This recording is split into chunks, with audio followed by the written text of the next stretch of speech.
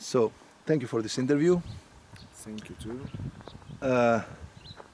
If you can please, for the record, state your name, education and occupation.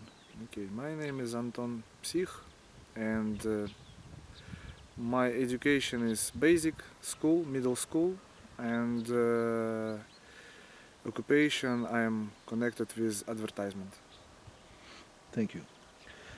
Okay, my first question is very openly phrased, very general.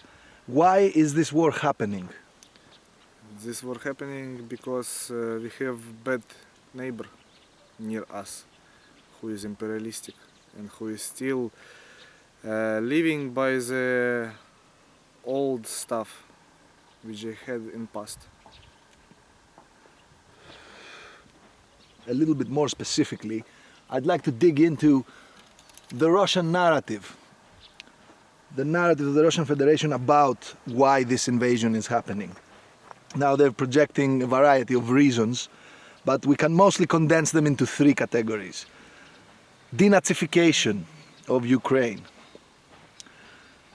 They need to protect, they say, the Russian speaking and ethnically Russian populations that have been suffering a genocide, they say, in Donbass. And finally, a perceived threat from the ever-expanding NATO. What's your response to that? For the last about NATO, it's like no one made anything more expanding threat of NATO than Russia made in past 30 days. So like they completely, first of all, of course, NATO is showed themselves as useless piece of organization, you know, because they didn't do nothing, they didn't blow the skies, they didn't do almost anything what they should do.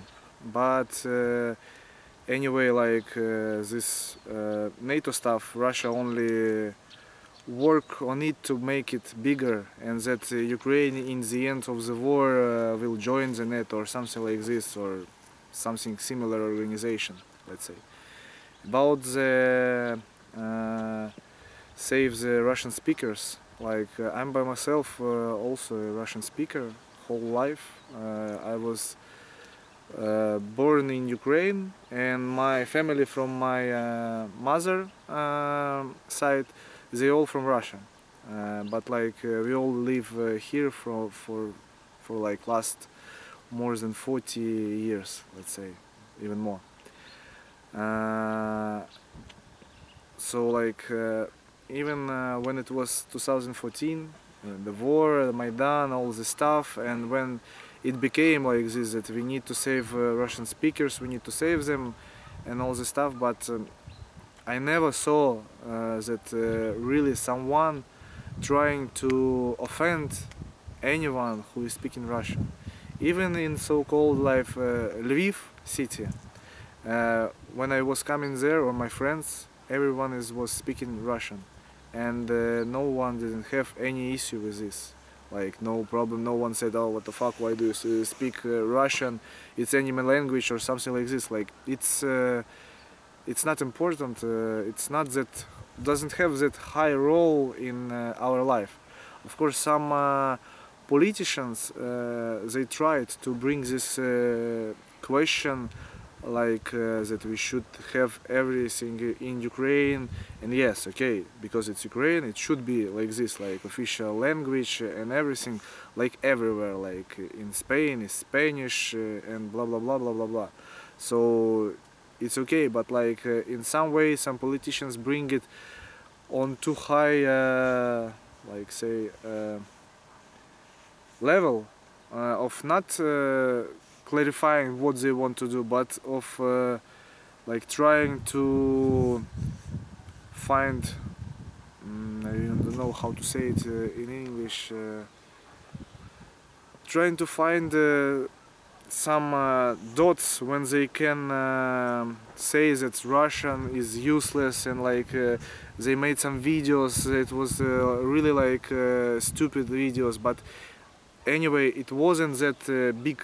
You know, it's not. It wasn't spread for whole country that everything must be like this, that children's name must be changed to the Ukrainian pronunciation or something like this. It wasn't that important.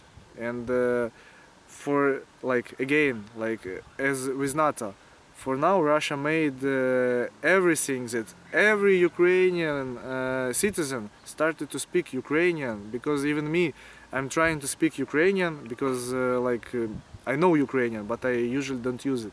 But I guess till the end of the war I will speak Ukrainian completely, because because all of this situation, because they bring this to that high level that they must protect Russian speakers, you know. But even in 2014 I was also in Lugansk and in near city Shastya named, and I didn't saw that there was some problems with Russian speakers, because almost everyone from Ukrainian side who was soldier also was speaking, like a lot of more percent of people was speaking Russian, and it not an issue that someone wanted to shoot someone who is speaking Russian, you know, even now, because when I am stopped in car on a checkpoint and I'm speaking in Russian, no one saying nothing, you know. And if I speak in Ukrainian, everything is also fine, no problems. In 2014, did you take some part in this war? Yeah, I were in Misty Счастье at Aidar Battalion. But also, like the first question about denazification, that as there was already the information about how much percentage in the elections got right-wing people in Ukraine, and it for the last elections it was, as I remember, 2%, and it much more less than in any European country. So about what denazification we are saying, and if to bring deeper and to understand how the Russian government is connected with right wing, like nationalists, Nazis, all the people who was killing people, who was making some terror, and the history brings that they was totally in connect, that people in the government was supporting these people, and by their command they was killing anti-fascists, journalists, different thinkers, everyone. So You mean in Russia? In Russia, yes. So what the fuck about what denazification we are saying if we need to denazificate Russia for first of all, with their political even views, you know, because for now what they are doing, everyone is comparing Putin to Hitler and the Russia to Germany, you know, because they are trying to do something the same, like to bring the Russian land back to the homeland, and the Hitler also was started to do. He was bringing German lands to the German and taking what he thought was Germans. So okay, it's Ukrainian never wanted to occupy any country or to, I don't know, destroy any nationality or something like this. Even I think before the war, before everything, a lot of Russian was living and still living here, and we in our unit have people from Russia also. Yeah. Some people say that despite the fact that the far right hasn't had much electoral success in Ukraine, they still have a lot of influence in society, and that they have a lot of military power. For example, there's been various formations and parties of the far right, like the right sector, Svoboda, and so on. But lately, there is a tremendous amount of attention in the infamous Azov Battalion. Mm-hmm. And even people on the other side will admit that they are perceived as some kind of elite unit. Not only, in fact, they are officially part of the Ukrainian military, but also that they are seen as some kind of elite unit with some of the best equipment. How did we get to this point? How did Azov Battalion get so much attention and or so much power. How much is really the power they have? How powerful is indeed their position? And how did they come to the point to somehow represent the Ukrainian military in the minds of some people? It's also like come from the 2014 because like as right sector, as a party, as a group, at the Maidan was represented by a small amount of people, but in media of Russia and all the satellites, right sector was like everywhere. In every, I don't know, house, every building, every person is a right sector, and like crazy Ukrainian nationalists and all that stuff. So they made good advertising for them. That's why right sector during Maidan became really a big thing. And then during the war, because like they was growing, because like every person was thinking, okay, to which battalion do I go for war? And like, okay, right sector, because like you know them. And Azov one was in that time like much more smaller in the media represented. So like, and now we come into the same stuff. Like Azov is represented in Russian media like a big bubble, you know.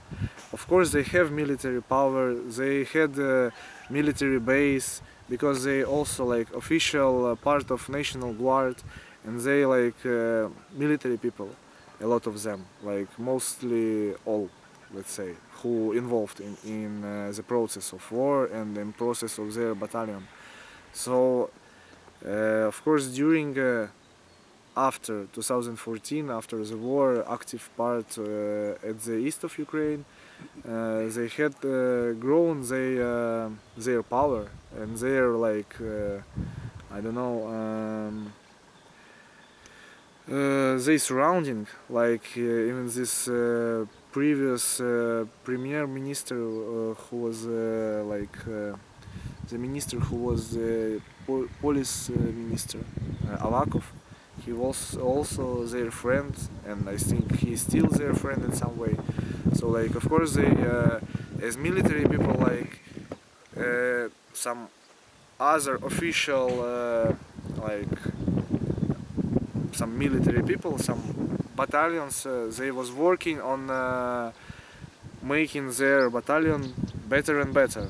And of course they got some military supplies, but it's not only them, it's like the most powerful military battalions, they have good supplies and better supplies than some usual army battalions and units.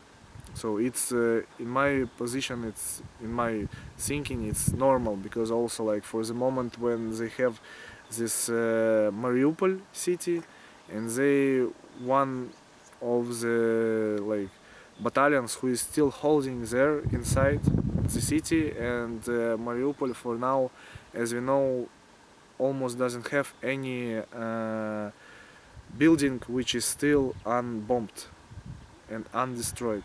So like, of course they have some military force and military power, yeah.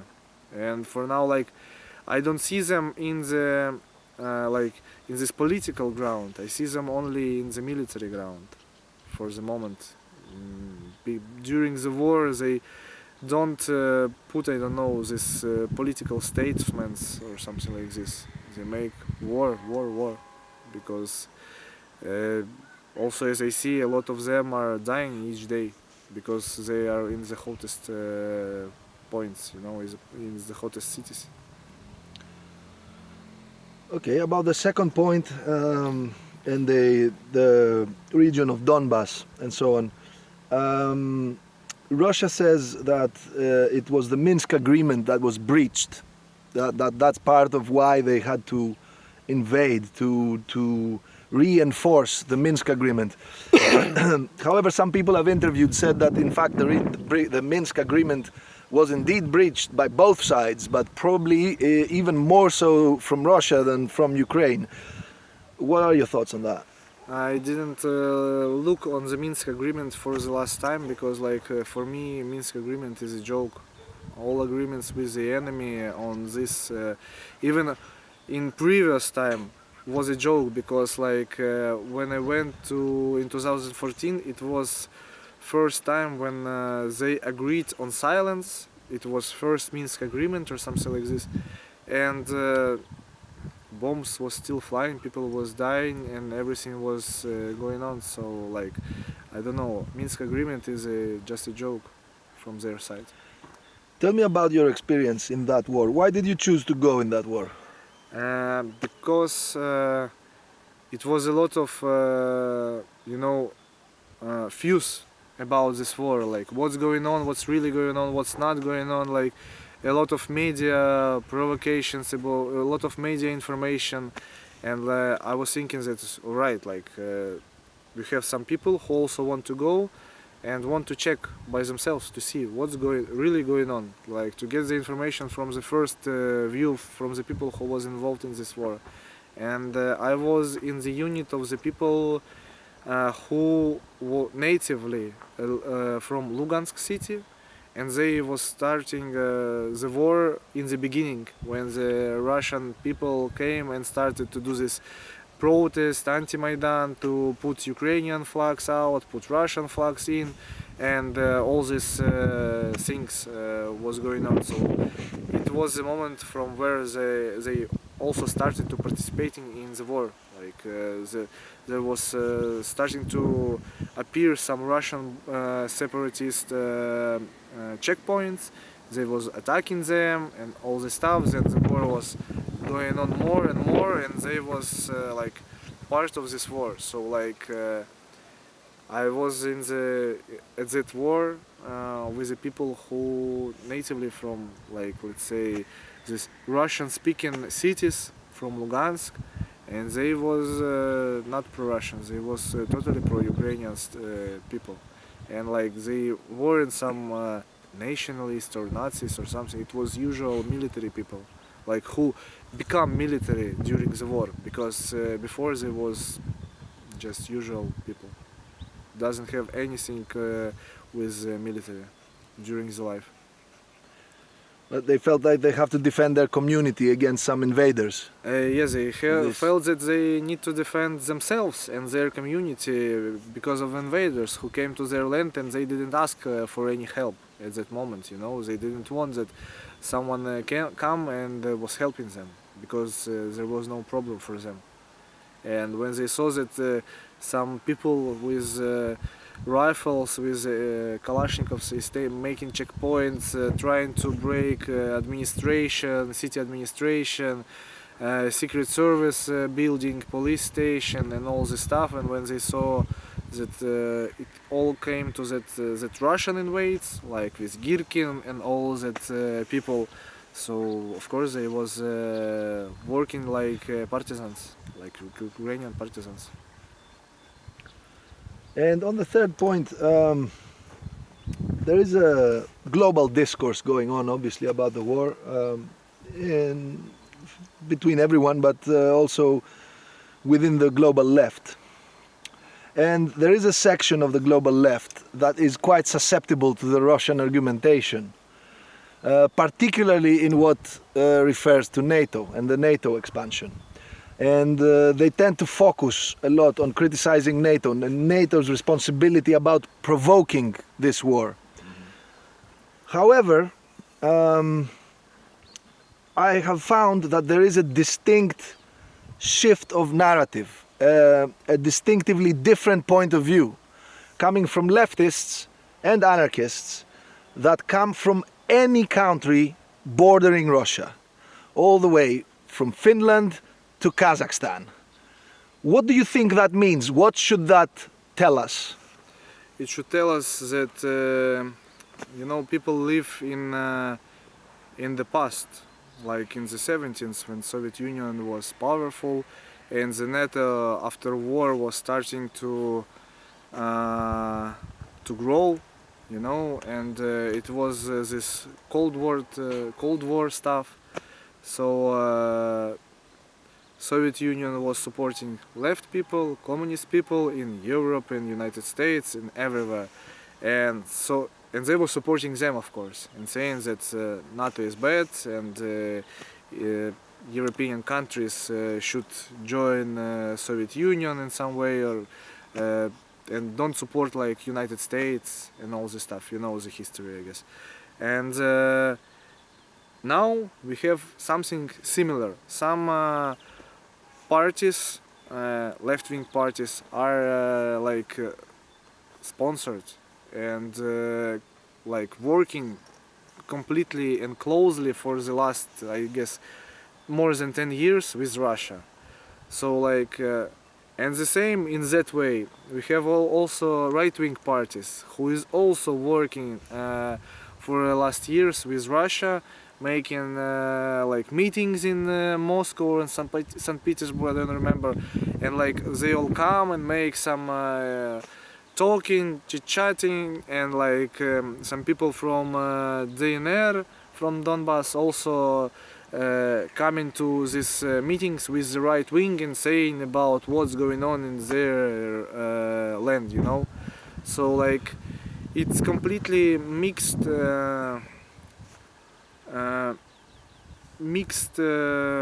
point of view, you know. They trying to change like that this is green, this is black, this is white.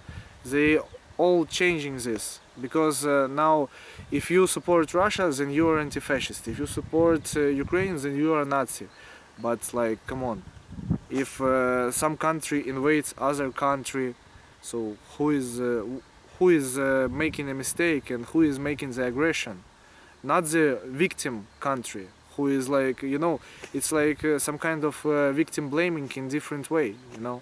So like to blame Ukraine that they struggle and that they in war with Russia and that they didn't make like, okay, come in to our land, take everything and do what you want. Like, come on, like we know from the past that Russia made a lot of places like gray zones, you know, like Prидnestrovia. It's also like in the end it's nothing. Like Crimea, it's also a gray zone.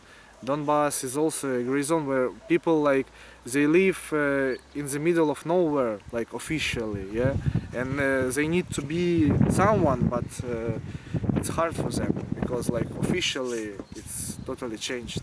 So like in my opinion, that Russia is just playing the game with changing of point of views. Like they and these left-wing people who support them, they only, I don't know, or they stupid, or they earn money, or what. Because like when I was also in Europe after the war in 2015, I went to Europe with like lectures about the Maidan, about the war, about what's going on, about what I saw, what my opinion, about some hot topics, which was like what really was going on in like in Odessa or something like this, you know. And a lot of people like there was different point of views, but when they hear like the information directly from me, they was like, ah, okay, so it's like totally different, because like they trying not to look at official media like CNN, you know, like just telling, but like they looking at the media of Russia like Sputnik and Pogrom, and it's not you know, freedom media. It's also pro-Russian media who making like different point of view, but of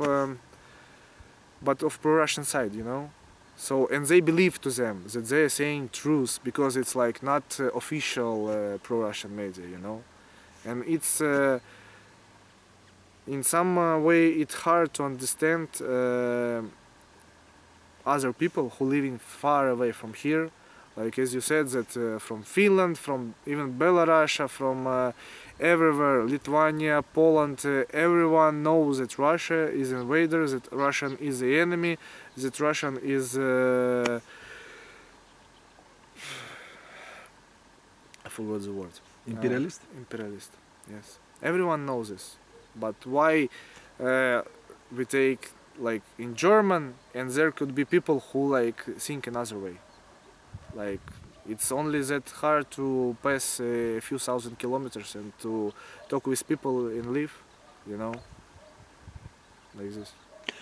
Since you mentioned it, I asked one more comrade about this. What happened in Odessa? So in Odessa happened a big, let's say, big provocation because I was on the phone with my friend during this pro-Ukrainian march, and he was on the phone. We was talking just what's going on, and he was saying, "Oh, just a guy near me fall down because he was shot." And then during when I was collecting all the videos from the Odessa to understand by myself what's going on, by the time I understood that there was pro-Ukrainian march, and there was pro-Russian group who was hardly armed with even automatic weapons, with pistols, and there was a line of police who was guarding them, and they was shooting at pro-Ukrainian march with weapons, and before them was a police. So pro-Ukrainian demonstration, of course, start to attacking them with rocks, cocktail molotovs, and all the stuff. But police trying to anyway spread, don't get no straight clashes. And in the end, this group of people who was shooting, they just disappear, went away by protection of the police, because chef of the police was pro-Russian and he was involved in this stuff. And in the end, when some people died from pro-Ukrainian side, of course, in the end, people went to Kulikovo Pole, to Union House, to fight, continue the fight, because oh, come on, it's normal. When someone dies and you are already completely angry and crazy about this, you go on and trying to put out the dangerous, which appears. Of course, they didn't know that this group of people just disappears. They didn't went to Union House. This group is just, I don't know what's happened to them, but no one sees them later.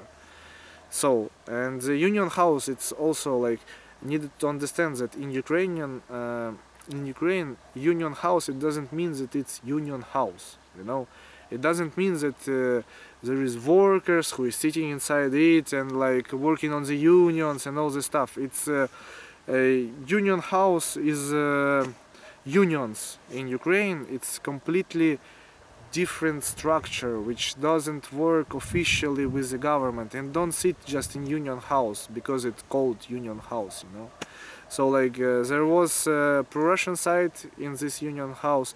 Of course, there was a fight, there was burning stuff, and because in Union House was construction, there was some flammable materials. They flamed. Of course, there was a big fire, and people was dying because of it.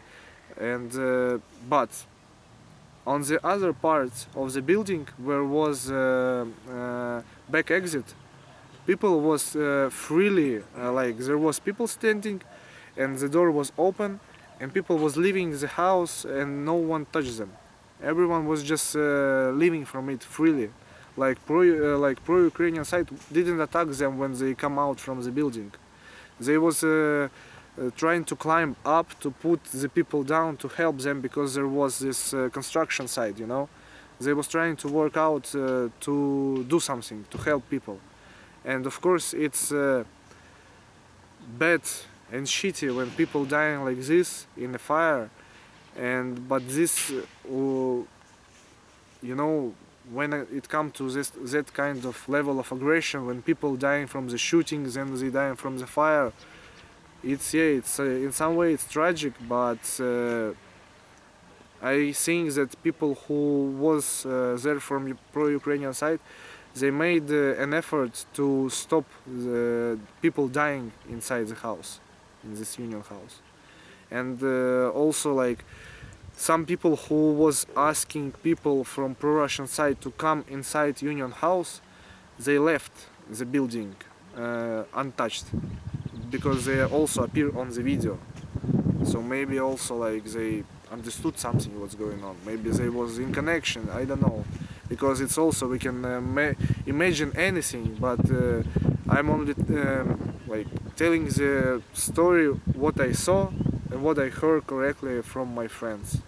So like for me it was like Russian side probably wanted to make a big provocation on that in Odessa, and they made it. But the scale of it wasn't that big, because in the end people was people and they just helped other people, even if they are enemy and they have different views on everything, you know.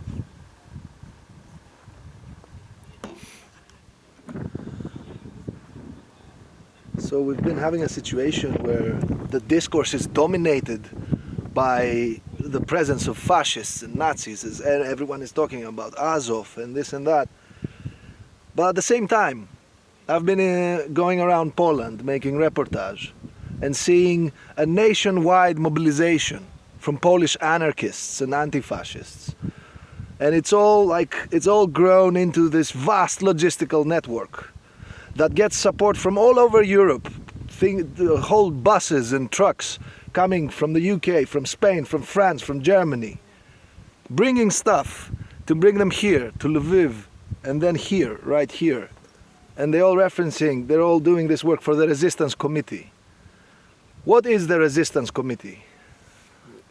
Resistance Committee is like a group of people who, like, you know, it's completely different people, like from anarchists, from just anti-fascists, from hooligans group, and like, let's say, it's like what we was doing for the past years in Kyiv, like after Maidan, after all this stuff, with like some concerts, some tournaments, some I don't know,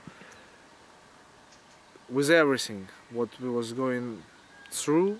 And in the end, like, because now we have a war, we have this resistance committee, we have this unit where a lot of different people with different views, even like probably like some people don't agree with view of other people, but like in the end they are all together in one unit because like they have one like point of view on the enemy, you know.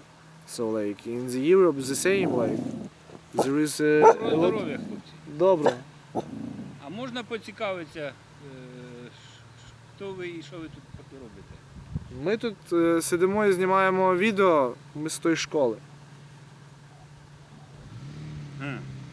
Про школу? Ні, не про школу, про війну. Ага. Ну, командував.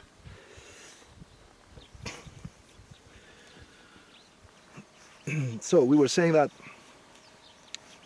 to roll back a bit, there is a consensus that this is an anti-authoritarian unit. Yep. That was started by a collaboration of anti-fascist football hooligans and groups of anarchists. Tell me a little bit about how that collaboration started. That collaboration started like, if to take from the beginning, it started after Maidan, after the war, after all this stuff, because the movement was weak at that point, but some people decided to start to growing the movement, start to like to make some concerts, to make some tournaments, to make some gatherings of people, initiatives, and like to grow it from the beginning. So I think that that was the start of what we have now. And like the week before the war started, there was field training, combat field training, and on the weekend when the war started, there should be one more field training, but at 24th of February the war started. So yeah, it's like it's different people like anarchists, hooligans from Arsenal Kyiv, and other guys who wanted to like to be like a group if the war starts, because like already in that time a lot of things was saying that the war probably should start soon, and if even in that time I'm by myself, I was thinking that okay, it's possible, but I don't believe that it will start now, because I didn't want that it started, you know. Of course, like who wants the war to be started? So I didn't appear on the first training, but I was thinking that okay, we will come to the second training and we'll join all the other people. Yeah. So it's one of the way how it started, you know. So, these football hooligans you're talking about, the Kiev Arsenal, they have already some past behind them. There's even a documentary film about their action. I think it's the Hoods Klan, Yes. right? Tell me a bit about the history of the Hoods Klan and what's been their development. Yeah, it's the movie we made like a year ago or something like this, Hoods Hoods Klan, yeah. And the history you can see at that movie, but in the general, in short version, it's like in 2004, 2006, around that time we already had some anti-fascist group in Kiev, but we also have this Arsenal Kyiv club, which didn't have a big ultras group or hooligans group, and some people decided to come to the games, get knowing each other with other guys. It was apolitical at the time, so like we started to visit the games, going to away games, participating in fights, and it was like some kind of Platzdarm, how the movement, anti-fascist movement in Ukraine, even I could say, and in Kiev was building at the time. So like during this time till Maidan and after Maidan, after the war, a lot of fights was like field fights, street fights, away games, home games, visited and participated. Yeah.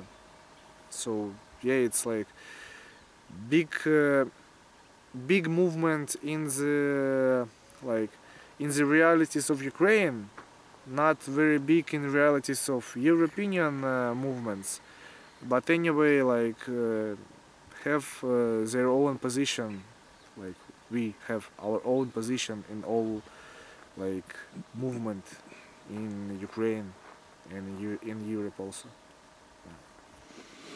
So, just before the war started, these football anti-fascists, they joined with anarchists and formed this anti-authoritarian unit. How was it in the beginning, and how is it developing now, 1 month in?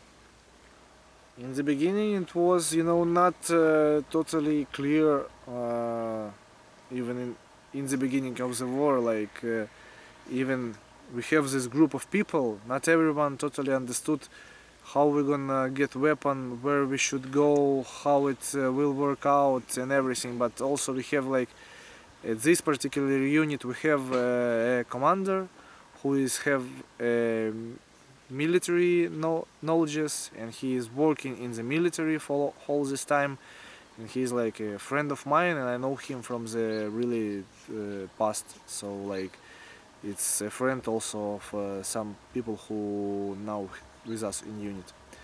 So he said to the guys, come here and we will work it out, and that's how like around, let's say, 20 people in the first days come here. And that days I was in another part of the city of the Kiev with also with our guys and some random people. We had our like not checkpoint but observation point, because it was the end of Kiev on the Obolon district. Yeah. And like a few days, like 3 days of the beginning of the war, I was at that place, and then I came here. Like when I came here, of course I stayed, because like here was my friends and all people I almost knew before. And how has it been going? It seems to be there's much more people now.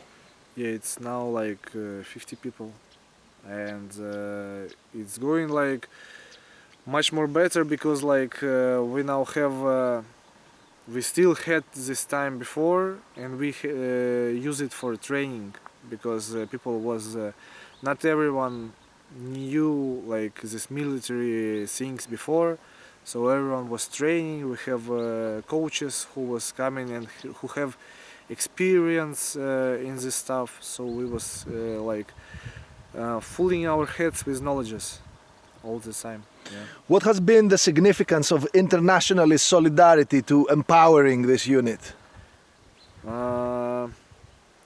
You know, it's from different angles. It was, we have people from Europe who joined us, people from Canada who joined us, and we have different people from almost all countries, from Brazil, from United States, who was writing and saying that we want to come, we want to join the unit, how we can do it and all this stuff, and we're trying to communicate with them and to make it more correctly, all this stuff, because like it's not that easy to put a foreign person to the unit, because it's still some bureaucracy with this stuff.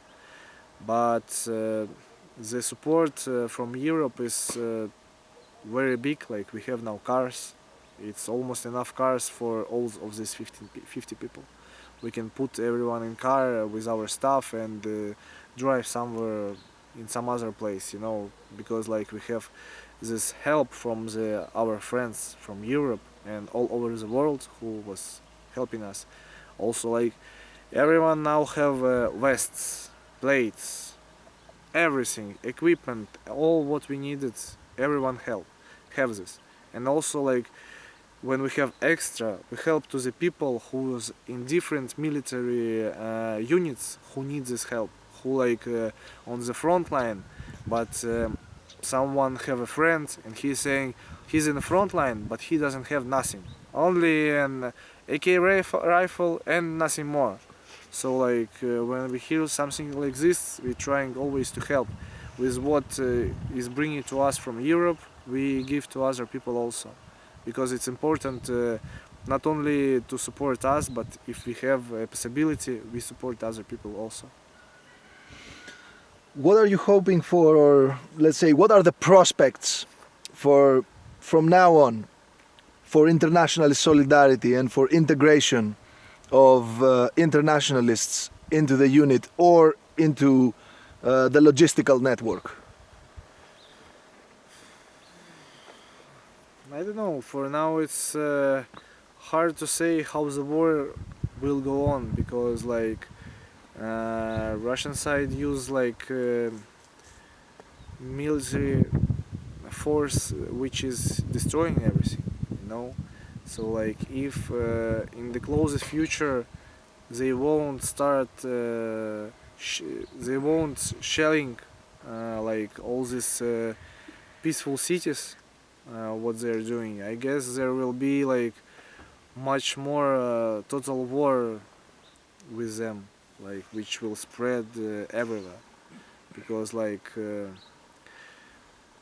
people will continue to join, because like now we also have people who are waiting, like they have a meeting point in Warsaw, and they will meet each other and someone will bring them here, and we will decide by the way how we gonna like